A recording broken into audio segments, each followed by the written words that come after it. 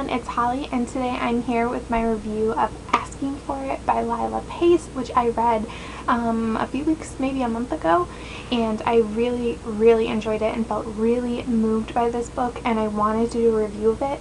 But I'm also not gonna lie, I took notes, but I'm not sure how coherent this is gonna be because I'm just so I feel so many things about this story and these characters. So I will say, to begin with, this book is full of triggers, and almost every time I've talked about it, I said I do not think that this book is for everybody. It definitely deals with sexual assault, and it deals with rape, and it deals with rape fantasies, and it is graphic, it is erotica. So if any of those things bother you, upset you, trigger you, anything like that, you would want to stay well away from this. But if you are okay with reading anything like that, or it doesn't hurt you to read anything like that, I would suggest giving it a try. I don't typically read erotica, so I can't really comment on how it fits in that genre. But I really enjoyed this story. I gave it 5 stars, and let's talk about the synopsis.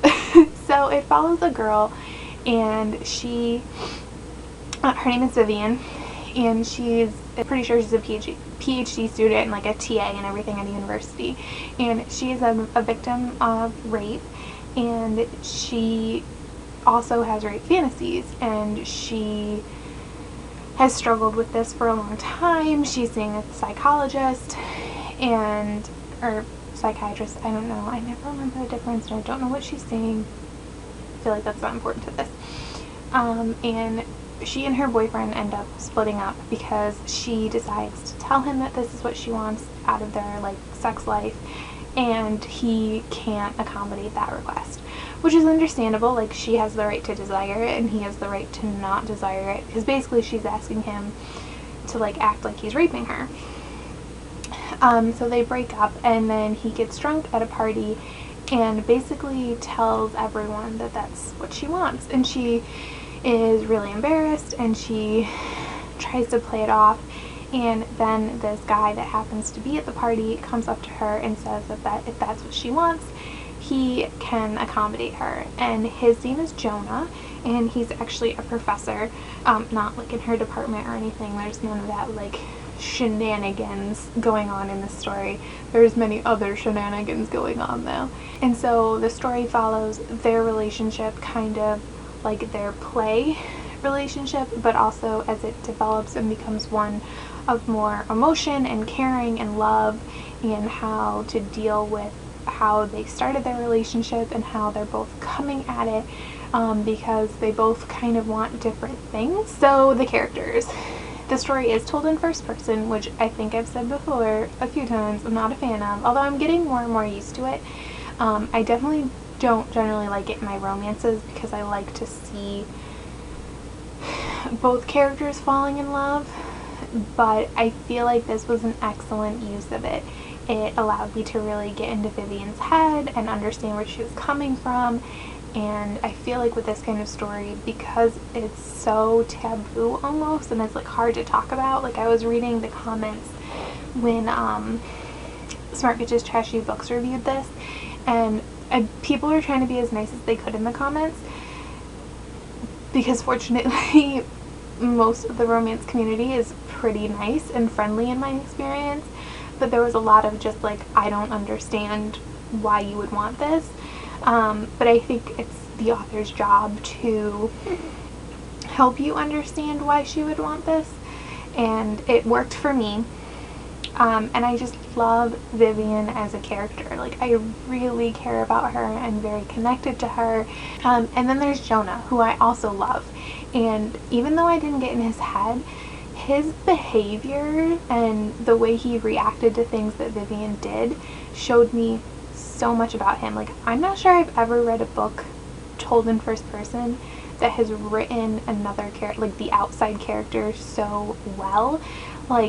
I could totally see his emotions shifting in their relationship, and I was just wanting to reach into the book and be like, Vivian, why don't you see what you're doing? He cares so much about you. Although I do want more If the second book was told in dual POV, I would die. Like, I would be so excited about it. I found the side characters to be incredibly well developed. Vivian has some really good friends. It's kind of a found family story, which I've been all about lately, and her family is so but her friends are amazing. The romance in this world of the last few months where I've been reading romances that are so poorly paced, this one was amazing. And this is exactly, I was just editing my review for the Duke's Men series by Sabrina Jeffries, and I was talking in there about how I don't care if the physical aspect of your relationship is rushed, but the emotional can't be rushed for me. And this was a perfect example of that. They obviously have a physical relationship because of how they meet and interact. Their emotional attachments and kind of like their friendship that grows is so organic. It feels so real and just is beautifully executed. I think the fact that Lilah Pace spent so much time and care doing that is amazing, especially since the book is so sexual. Like, it is very sexual and very graphic, but that doesn't distract from the other content, and I want these characters to have a happily ever after in every part of their life so bad. But since I said that it was super sexual, let's talk about the sexual stuff and the content. Yeah, I thought it was so well done.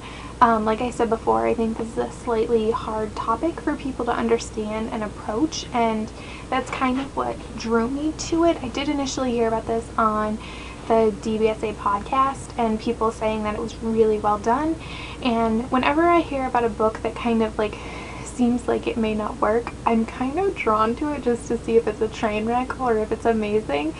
It's why I read the Addicted to You by Krista and Becca Ritchie and obviously fell in love, and here again, fell in love. She also does a really good job of addressing the complexities of this type of relationship, because their relationship starts out as purely a sexual one, and a sexual one that's even more complex than just like a friends with benefits kind of thing. Like, when you have to deal with like safe words and potential rape, and if somebody comes upon them, and you know, Jonah could get in trouble. Like, he is at risk here for somebody thinking he's legitimately raping her, and he could go to jail, he could lose his job, he could lose everything, and that's a big deal. And involves a lot of trust and communication, and I think there's not enough communication in a lot of romance, and new adult especially, just like about what you want out of a relationship, what you feel like you need, like the give and the take and the having an honest conversation. And because of the nature of this story, that had to happen. And also, I was wondering, I've never read a book that dealt with like a rape fantasy, and I think the biggest struggle going into a story like this is getting it in your head that what's going on is okay. And it is so clear within the context of this story that Vivian is a fully participating and consenting member of, like, part of this relationship. I never for a second question that she doesn't want what's happening to her, that she couldn't get out if she wanted to. And I, like, honestly, I don't know how you write a story like that. Like, I'm blown away that you can write a story like that. I feel like it's really easy to make some parallels between this and 50 Shades, and I don't like hate 50 Shades of Grey, but I definitely found like some manipulation in that story, and that you don't have at all here. Like, Jonah is completely just there. He's just making an offer. Like, yes, he wants to be somebody in control, but he is more than willing to just completely back away if that's what she's want, and that is completely clear from the beginning. And I also want to say, just in case anyone is worried about it, there is no romanticizing about rape. There is a difference between a sexual fantasy and rape, and whether or not you understand that sexual fantasy is a different thing. And I do think that there are things that are wrong.